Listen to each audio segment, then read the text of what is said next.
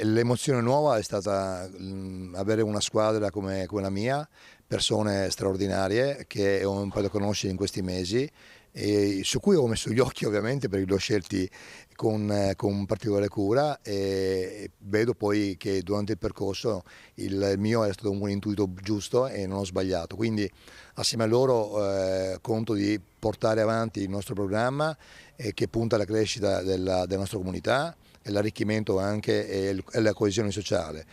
Questa vittoria della mia squadra e mia la voglio dedicare a tutti gli arcadesi, anche a coloro che non ci hanno eletti, e sappiate che io da domani sono il sindaco di tutti, come sapete bene che sono sempre stato. Quindi chiunque avrà bisogno di me saprà dove trovarmi, sarò in piazza per voi, sarò in municipio, sarò in ogni angolo di strada dove mi vedrete, quindi ci saremo tutti per voi e non mi va di pensare che qualcuno, perché non mi ha votato, io gli giri le spalle. Non è così.